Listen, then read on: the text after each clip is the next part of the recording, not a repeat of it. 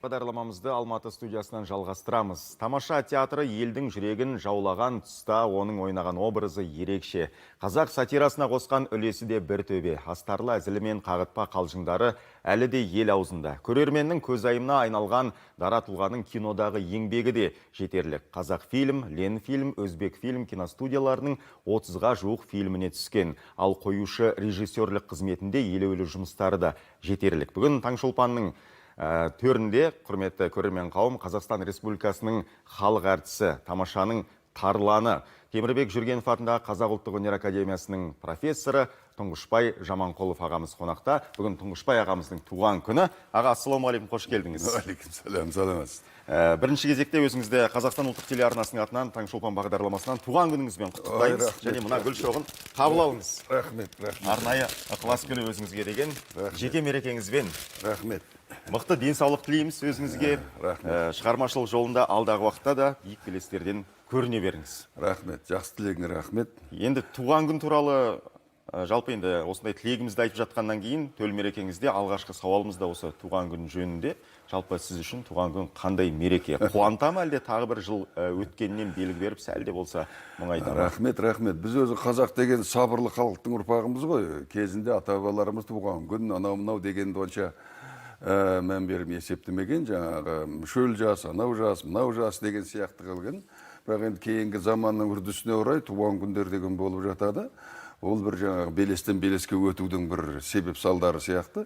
Ал енді менің жасымда туған күнім болды деп бөркімді аспанға лақтырып қонудан гөрі керісінше ойлану, артқа көз тастау, болашақты ойлау деген сияқты. Енді жөнді жөнсіз уайымдай бермей, әр күнге шүкірлік ету, бүгінгі жарық күнді көру деген сияқты бақытқа ие болатындай, соның мәнін, маңызын білетіндей, әр күніміздің қадірін білетіндей жастамыз ғой. Сондықтан әр туған күн енді осындай бір жақсы сезімдерге, ойлы сезімдерге бөлейтіні рас. 70-тің нешеуіне келдіңіз, Тұңғышбай аға? Бүгін екеуіне толып, үшіншісіне кеттік, яғни қазақ ұғымымен айтқанда тағы бір мүшел жастан өттік деген ой ғой. Өзіңізді құттықтаймыз. Жақсы, енді туған күн тақырыбынан басқа сауалға ойыссақ деп отырмын. Биыл қазақтың ұлы ойшылы Хакім Абайдың 175 жылдығы. Осы айтулы мерекеге орай өзіңіз қызмет етіп жатқан қазақтың қара шаңырағы Мұхтар Әуезов атындағы драма театры Абайдың қара сөздерінен спектакль дайындаған екен. Спектакль толықтай дайын болды. Карантин аяқталса, көрерменнің назарына ұсынылады. Енді біз сол Абай Хакімнің биылғы мерейлі жылына қарап жатпайық деп, біздің театрда бір емес екі спектакль дайындалып жатыр. Соның біреуі дайын болып, театрдың көркемдік кеңесіне тапсырдық. Яғни жұмысы дайын, тек рұқсат болған кезде сахнаға шығып ойнай бастаймыз. Ол Абай Хакімнің қара сөзіне жасалынған Жұлдызбек Жұманбай деген жас бір ойшыл жақсы режиссер. Соның бәрін өзі құрастырып, инсценировка жасап, оған әрекет қосып, бір үлкен ойлы, мұңлы, толғақты дүние шықты деп ойлаймын. Сонда мен орталық бір үлкен жастағы адамдардың айтатын сөздерін маған берген. Мен бастап, осы жасқа дейін талай өмірді өткіздік, жақсы өткіздік бе, жаман өткіздік бе, әйтеуір аман болдық деген сөзден басталатыны бар. Ендігі қалған өмірімізді қалай өткіземіз деп сұрақ қояды Абай. Содан кейін өзі жауап береді. Сол тұрғыдан сұрақ жауап ретінде осы Абайдың қара сөздерін үңіле тереңдетіп оқысаң, үлкен ішінде үлкен әрекет бар, үлкен тартыс бар. Соны сахнаға Жұлдызбек бауырымыз інім жақсы етіп шығарды. Маған өте ұнады. Мен соған қатыстым. Шүкірлік етемін сол Абай Хакімнің биылғы жылына қосқан үлесімізге атсалысқанымызға. Тамаша, керемет. Бұл спектакльді міндетті түрде барып, барша көрермен қауымға кеңес береміз алдағы уақытта. Тұңғышбай аға, бүгін Таңшолпан бағдарламасының осы студиясына кіргеннен бастап, сіз бір ностальгиялық сезімге бөленіп отырған шығарсыз. Өйткені дәл осы жерде, сонау 1970 жылдардың басында тамаша теле бағдарламасының алғашқы түсірілімдері жүргізілген еді. Соны бір еске алсаңыз.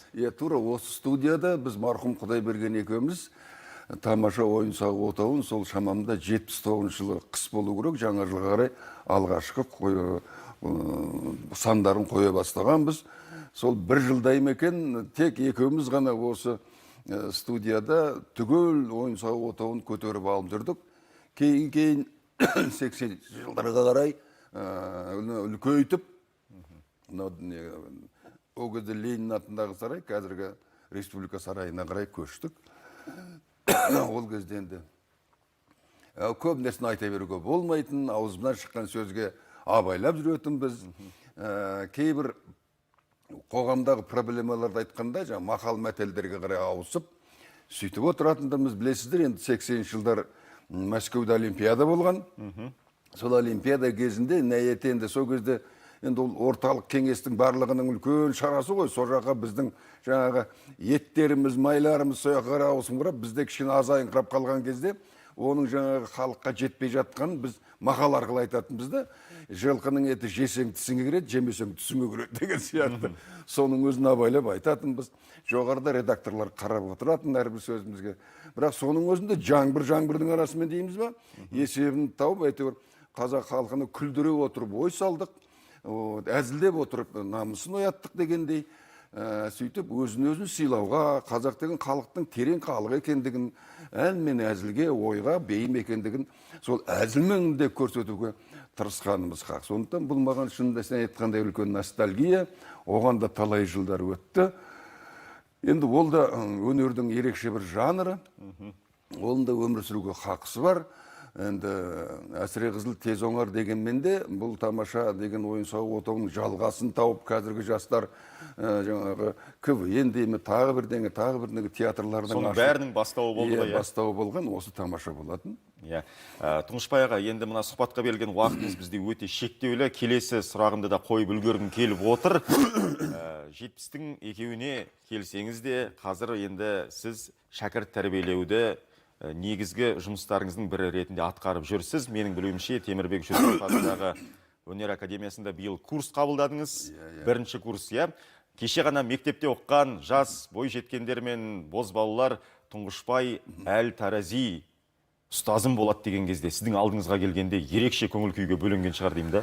Енді олардың өздері де білетін шығар, бірақ дегенмен биыл біз қабылдадық, біраз басқа ұстаздар да қабылдады, бірақ маған келген шәкірттердің саны өте көп болды, конкурс өте үлкен болды, оның үсті онлайн қабылдадық, теледидардан қарап жаңағы, ол да қиын болды бізге. Сонымен биыл біз ақылысы бар, грантысы бар 28 шәкірт қабылдадық, оқуды бастап кеттік онлайн арқылы. Енді бірінші курстың алғашқы айларында теориядан айтуға онлайн арқылы болар, бірақ сахнаға шықпай, өзіміз түр-түрімізге, көзімізге қарамай, ары қарай жалғастыру қиынға соғып отыр. Бәрімізде сол пандемияның аяқталып, тезірек балалармен сахнаның құдіретіне, сахнаның кепиетіне үйренуге асығып жатырмыз. Мүмкіндігі болса, енді солай қарай көшетін шығармыз. Мен енді бұл сабақ бергеніме 40 жылдай уақыт болды. Бұл мектепті мен өзімнің ұстазым Хадиша Бөкеевадан қабылдап алған, бұл кісі маған аманаттап кеткен. Әр шәкірттеріме де, мен 200-дей шәкіртім бар, Құдайға шүкір. Бәріне де айтатыным, мектеп Хадиша Бөкееванікі, ал енді жетекшілерің мен боламын деп айтамын. Болашақта айтқанда да Бөкеева апамыздың мектебін өттік деп айтыңдар деп айтамын. Өйткені менің ол ұстазға деген өзімнің шәкірттік парызым деп есептеймін. Сол үшін ұстаз бен шәкірттің арасындағы таза, әдемі, шынайы, көзқарас, шынайы қарым-қатынас болуын бірінші жолға қоямын мен. Сондықтан сахнаға дайындалу үшін, сахнаның кепиетін ұғыну үшін, сахнаны өзіңе үйретуің керек, сахна саған үйрену керек деген сияқты бір көзге көрінбейтін, ауызбен жексіп айтылмайтын бір құпиялар бар. Соған үйрету онша оңай дүние емес, әрине, қиынның қиыны. Бірақ шүкір менің шәкірттерімнің енді 70% дейін, 70%-дауы сахнада, өнерде шапқылап жүр. Көрерменнің көз айымына айналған шәкірттеріңіз көп екенін осы жерде атап өтуіміз керек. Тұңғышбай аға, уақытыңызды бөліп студиямызға келгеніңіз үшін көптен көп рахмет, алғысымызды білдіреміз. Қысқа нұсқа бір-екі ауыз сөз таңғы тілегіңіз болса көрерменге, одан кейін әніңізді ұсынайық. Енді қадірлі көрермен, қазіргі қиын заманда басымызға түскен сынақ дейміз бе, соған енді сабырлық танытып, осы жоғарыдағы медицинаның болмаса басқа нәрселердің бізге қойып атқан талап-тілектерін орындап, онша той-думаннан кішкене қашыңқырап, құда күтуден қашыңқырап, өзіміз, елімізді, жұртымызды, азаматымызды сақтауға Құдай нәсіп етсін. Бәрілеріңізді аманшылық тілеймін. Мынау нәубет тезірек өтсе екен, біріміз көріп қауышсақ екен. Әсіресе біз мына сахна адамдары сіздерменен сахнада өнердің тілімен кездесуге сағынып жүрміз. Сол күндерге жеткізсін. Мен өнер адам болғаннан кейін, енді бір өнер адамы жайында әнімді сіздерге арнағым келеді. Таңшолпанда Тұңғышбай Жаманқұлов, құрметті көрермен қауым, сіздер үшін өнер адамы деп аталатын керемет әнімен қабыл алыңыздар.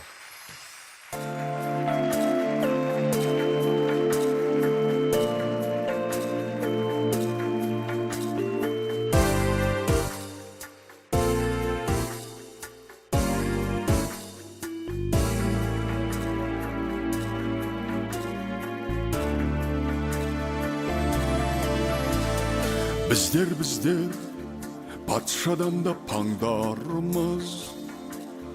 Біздер біреулерге арманбыз.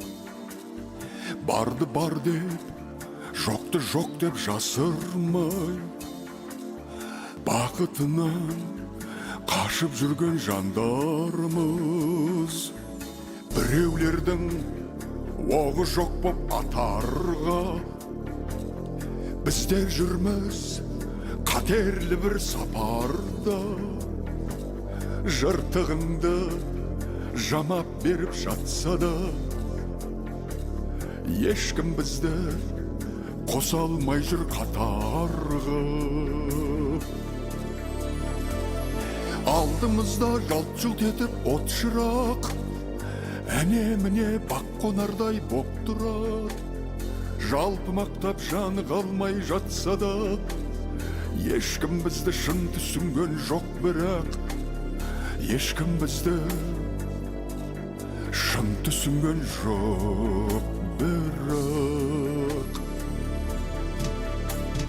жанымызға бермей ешбір тыныштық, көпшіліктің көңлін тауып ұғыстық. Бар екенін махаббаттың, шындықтың барша адамға сендіруге тырыстық. Алдымызда жалт-жұлт етіп от шырақ, әне-міне бақ қонардай боп тұрар.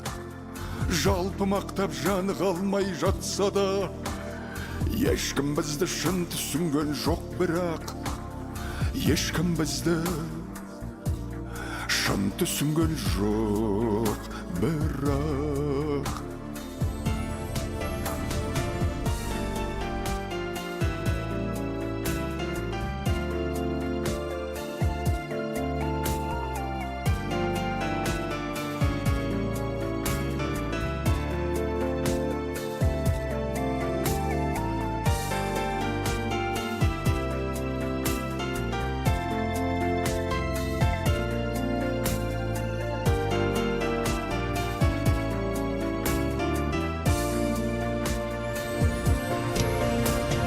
бізге ғашық ұятты қыз жыбық бел,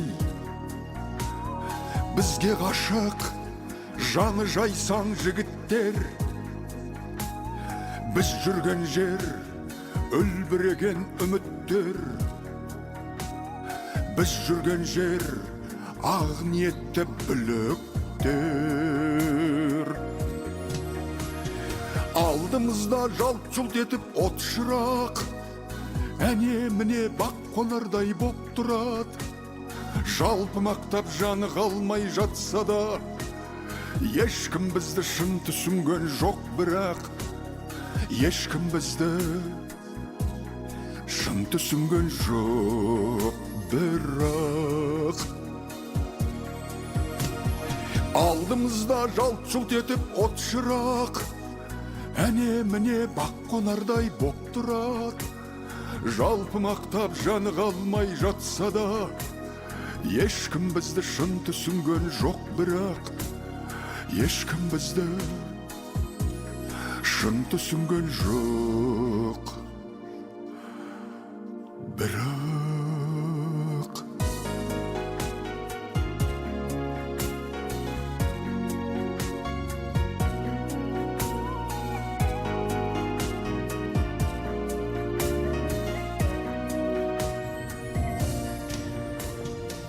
Қадірлі ағайын, Тұңғышбай Жаманқұлов Қазақстан Республикасының халық әртісі Таңшолпан бағдарламасында қонақта болды. Сіздер үшін ән шырқады. Аға, өзіңізді тағы да туған күніңізбен құттықтаймыз.